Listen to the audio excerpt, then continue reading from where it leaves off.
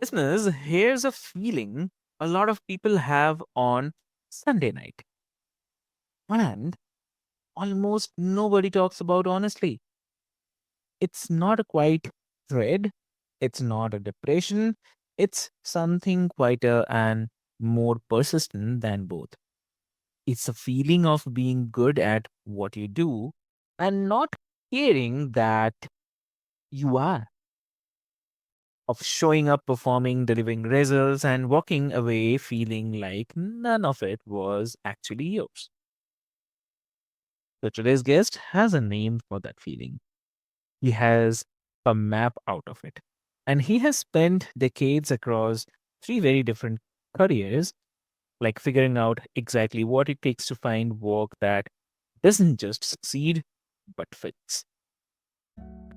So, hey, dear listeners, welcome back to another powerful episode of Healthy Mind, Healthy Life, where we believe that a genuinely healthy mind includes doing work that actually means something to you. I'm your host, Avik, and today's conversation is one that I think will land for a very specific and very large group of people. And before that, please welcome our guest, Paul. So, welcome to the show. Thanks, Avik. Great to be here. Amazing. Thank you so much for joining us today. And dear listeners, before we delve deep into our discussion, I'll quickly love to introduce you with Paul.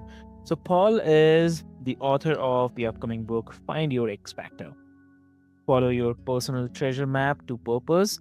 A seasoned leader, speaker, and podcast host who has reached the top of not one, but three distinctly different careers: executive leadership in government and transportation, elected public office, and national media. So, through decades of leadership and hundreds of conversations with high performers, Paul has identified a pattern that changes everything once you see it. Well, not take much of your time. Paul, welcome to the show. Thank you. Great to be here. Yep. Excited to talk to your listeners about the concept of how to find your X factor. Yeah, exactly. So, Paul, like before we get into the framework and the book, I definitely want to start with something personal. Like you have reached the top of three completely different careers, and most people would look at that from the outside and see success, variety, ambition. But where I'm curious is like what it looked like from the inside. Like, was there a reason, even at the top, where you felt that quite misalignment, and you now help others name? So, what do you say? Yeah, that's a good question. That's a deep question. Thank you.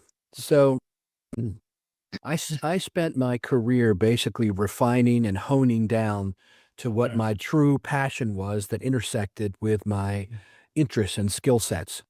I started out very interested in politics. I'm a people person, and I loved.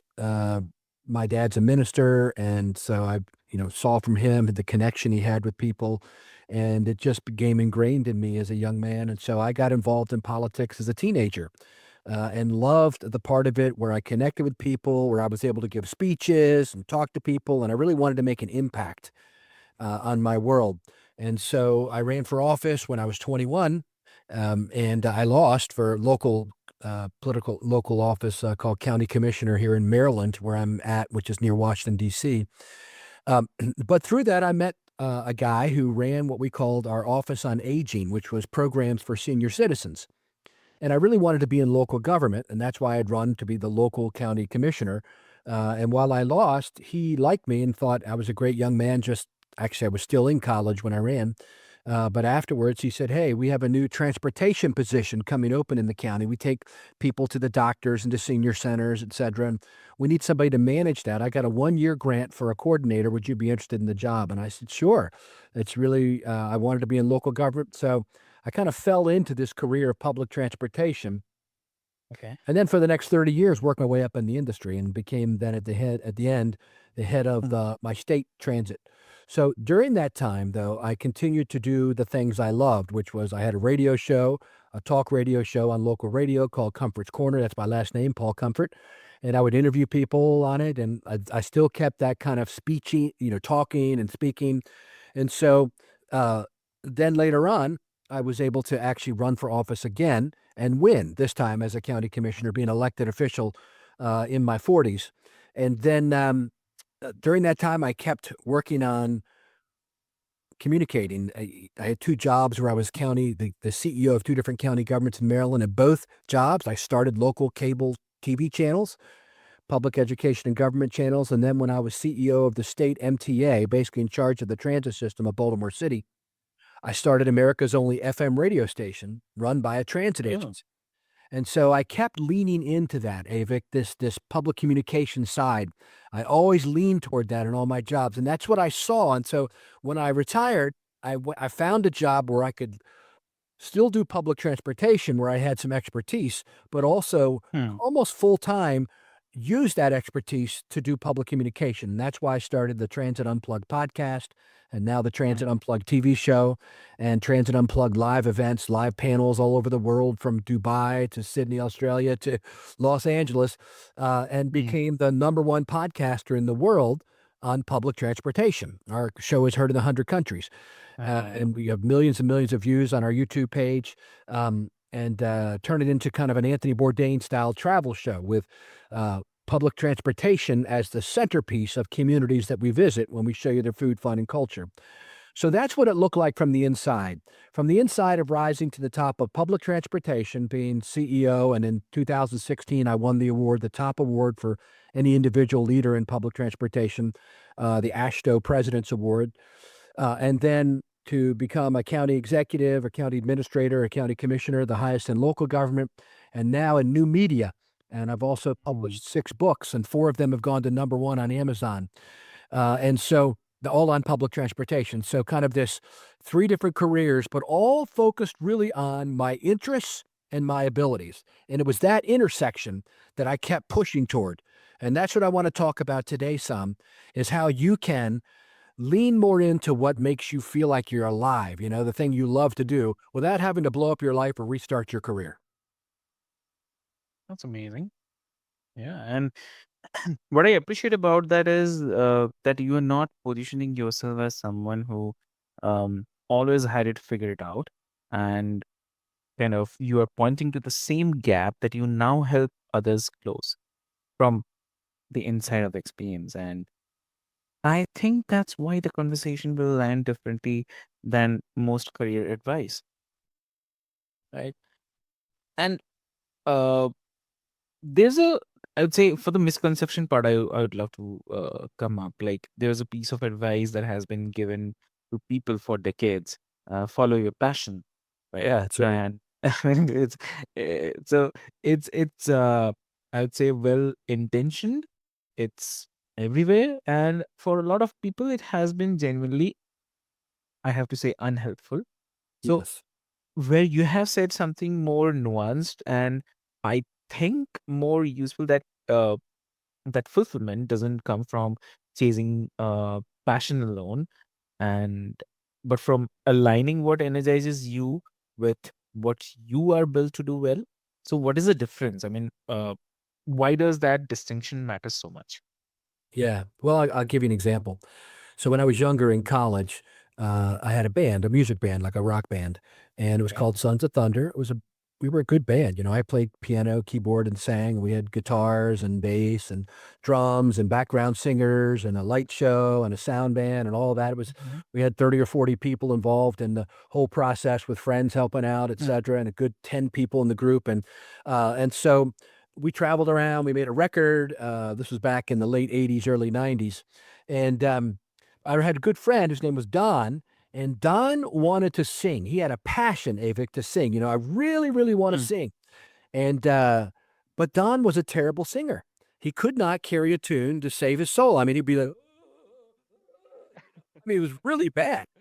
It was awful, and I couldn't believe that that was his passion because it so clearly was not his ability. And, I singing to make a career out of it or to make a mark or to sing publicly, not everybody's Bob Dylan, right? And people question whether he Yeah. could sing very well. But he had other facets and an interesting voice. But this guy was awful. And he came to me, he said, "Paul, I want to sing, you know?" And I said, "Well, Don, Have you ever trying to be nice to him, have you ever thought about taking up Mm, guitar? If you want to be in a band or you want music, mm, or no, no, I want to sing. And I said, well, what about being a sound man or a light guy? You could still mm. be involved. So here's a guy who really had passion, but did not Okay. have the ability. And that's what's wrong with that advice. And I've heard it given at commencement addresses. And Mm, I've had the chance to speak at my alma mater, my college, maybe 20 years ago. And what I told them was the same thing I'm telling you in the book, is that that's not enough. That's only one part of the mm, axis. The other part, it's fine. You want to do something, it's great. Like Thomas Edison said, the inventor in the light bulb. He said, I mm. never felt like I worked a day in my life because I loved what I did. And so if Yeah. you want that feeling, that's great. You got to love it, but you also got to be good at it like he was. Now, it doesn't mean you got to be perfect. Obviously, he tried a Mm, thousand times until he finally mm, got it right on the light bulb. And there are a okay. lot of other inventions he made along the way.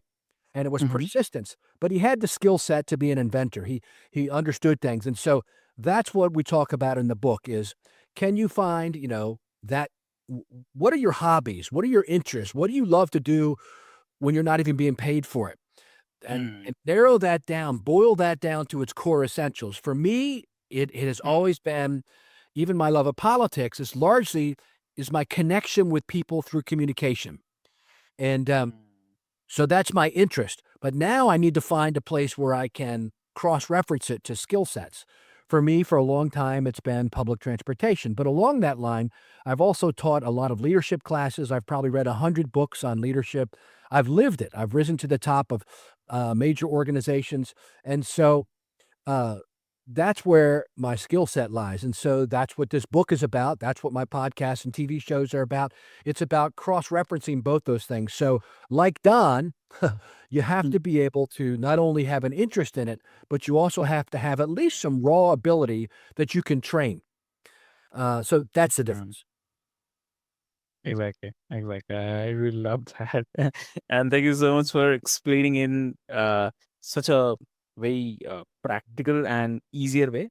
So, and you said that a very specific kind of person who comes to you, someone who is good at their job and who has invested years into a career, and who, by every external measure, has made it, and Yeah. also who is quietly, persistently miserable. So, what makes that particular experience so hard to name out loud?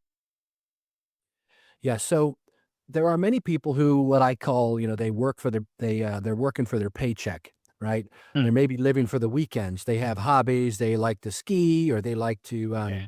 they're a marathon runner, Mm, or they love working with children, and so they're in the Boy Scouts or the Girl Scouts or some other program where mm, they can work. So they have all these passions on the side, and they're basically just doing their job for their paycheck, and they may be successful at it through diligence, but they really haven't been able to integrate what their passions are. And so it feels empty, even though they put a lot of work in it and even though they're good at it, because it's not aligned with their passions, with their interests.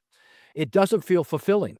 It feels unfulfilling. And that's really when, if you've got a boss that you don't really care for, or whatever, it even becomes more aggravating.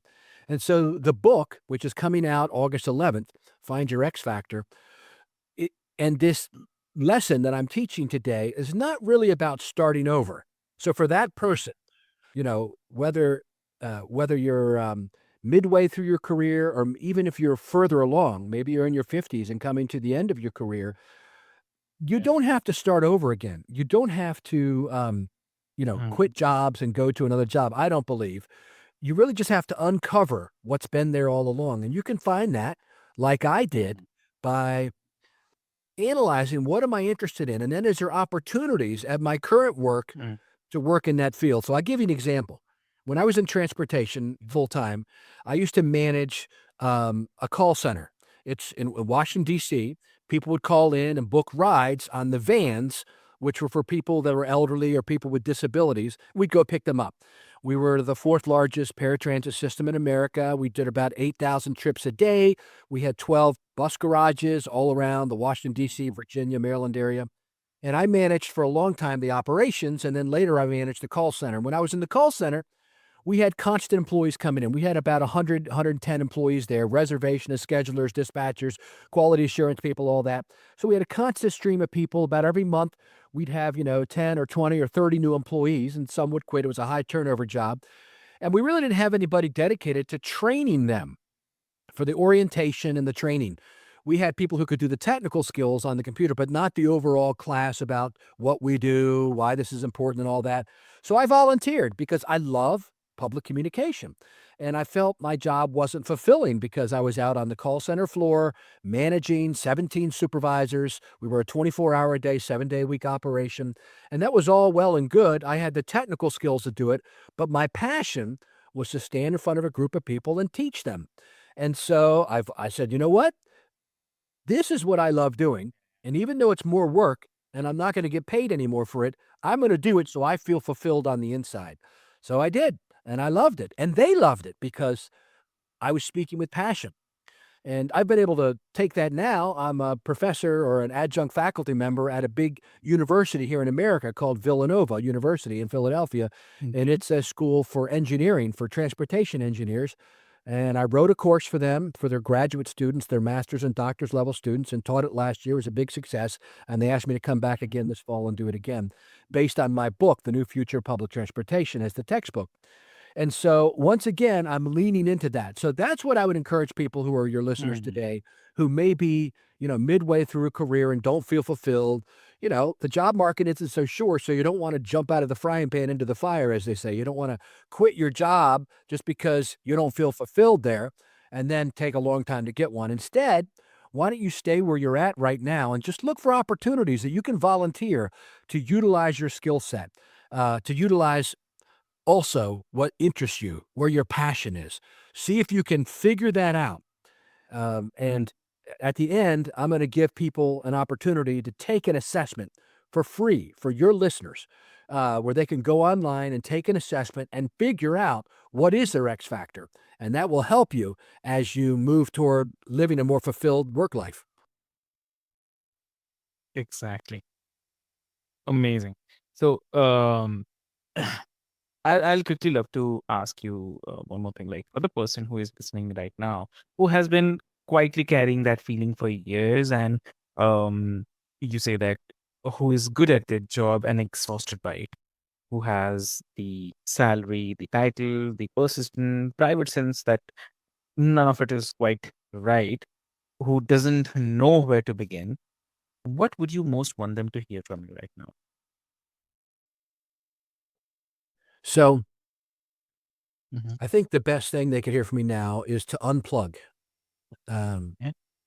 I know here in America, I don't know about in India there, Avik, but I know here in America, people are addicted to social media now on their phones. They do what we call doom scrolling, where they just sit on their phone at 3 in the morning when they wake up and they just scroll through TikTok, Instagram, Reels, YouTube, and they waste hours and hours of their life trying to, I think, either numb the pain that they have inside of them because they're not fulfilled or, um, trying to find something to fill that void while they're on there. And what I'm encouraging you to do is to follow your personal treasure map to your purpose. When you feel like you're living your life on purpose, what Maslow called self actualization at the top of Maslow's hierarchy of needs, you don't need that stimulation. And you'll find yourself less and less drawn to it as a distraction from what's hurting you inside. Some people also numb their pain with substances, right? With alcohol or drugs or Yeah. illicit living.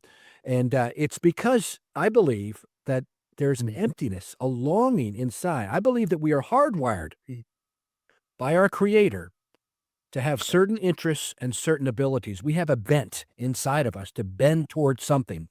And so, what I encourage you to do is unplug from all that, take a Saturday or weekend, and look inside yourself. Find that Mhm. treasure map that's always been there. Do some analysis. What have I always been interested in? And what do people come to me and say that I'm good at? Those are the X and the Y axis that create your X factor. It's not what your mother says you're good at, right? Your mom thinks you're good at everything. No. What do people come to you and they say, Avik, could you help me with this? You're very mechanical. I don't know quite how to do this. Or Avik, I don't know how to, I'm having trouble with my software on my computer. And I know you're an expert at that. Could you help me out some? Those, you go back and you think, what am I good at? What have I really shown promise at? What have I gotten awards for at work? I've been recognized for this. Or my friends and family always come and ask me, "Could you help me with this? You're very good." Like my son is a handyman, and he's good around the house. He can fix things. He's a carpenter. He knows electricity. He knows plumbing. And so when I need some of that done in an area where I'm not good at, I know who to call. I call my son, and so that's his skill set. Then you intersect that with what we already talked about, which is your interests, and you really just write them down. And you can even write them in the book, I give you a Mm, sheet of paper, and if you go to the findyourxfactor.ai, you can take this assessment, and it walks you through that process. It's a free assessment, and it just helps you figure out in a weekend, what is my X factor? And once you figure that out, it's where those two intersect, your interests, your passions, what energizes you, mm, intersected with what your skill sets are. You don't have to be perfect at it. You just have to have basic skills and be able to improve them. That's what you should start working towards. So you look for opportunities either at home or at work to fulfill that side of you so you feel mm, fulfilled. And if you can't get there at work and there's no way for you to volunteer somewhere else because maybe you work in a call center, but you're one of the people taking the calls and you're like, this is not me. I'm not a people person. I hate every time I talk to somebody because I'm an introvert and I don't want to talk to people. I want to be, working in IT in a computer somewhere where I don't have to talk to anybody. mm. Well, maybe you need to start looking then. But I would encourage you not to quit until you have something else firmly in line, but at least you know what you're looking for. You're not shooting in the dark. Exactly. Very truly said. I totally agree. Yep. So, dear listeners, before we move, I'd love to summarize things. What Paul has reminded us today is this, that being good at something is not the same as being called to it. And the quite exhaustion of doing work that fits your resume, but not your soul, is not a personal failure. It's a signal that your X factor is still waiting to be found. And the treasure map has been in your own life story all along. So, Paul, if someone wants to connect with you, how they can connect? Yes. So, as I mentioned, I have a gift for your listeners today, and that is if this interests you, if the topic I've been talking about interests you and you want to know more, I've set up a website for you. It's called findyourxfactor.ai. Mm, Findyourxfactor.ai. And there you'll find more information about this topic, and you can mm, take your own free assessment and figure out. It walks you right through how to find out what is your interest, how to find out what your ability is, how to cross-reference them so you can find the treasure map, the X on the treasure map, the spot where you can feel fulfilled. It's all free. I really want to help people. I'm giving it away to people. And then if you're interested more, there's a place on there where you can pre-order the book. You can just order on Amazon or Barnes and Noble. It's got links to all of it on the website and some mhm. articles I've written about it, some free blog posts, etc. That's the best way to connect with me. You can sign up for a newsletter, and you can connect with me. And if you could ask me any questions you want to, I'd be happy to reach out to any of your listeners and provide any help I can. Amazing. So, dear listeners, what I'll do is I'll put all the links and the details into the show notes for your easy reference. And with this, thank you so much for being with us on Healthy Mind, Healthy Life today. And here's the thing I want you to sit with from today, that the Sunday dread you have normalized is not just a mood, it's information. Your nervous system is telling you something your calendar hasn't caught up with yet. So you don't have to blow anything up. You don't have to start over. You just have to start paying attention to the patterns in your own life that have been trying to show you something for years. That's where your X Factor lives, and it's closer than you think. So share this episode with someone who needs permission to question the path that they are on, and leave us a review if this show is adding something real to your life. And we'll be back soon with another honest, practical conversations about what it truly means to live well. So till then, take good care of your mind. It knows more than it's been allowed to say. So thank you so much.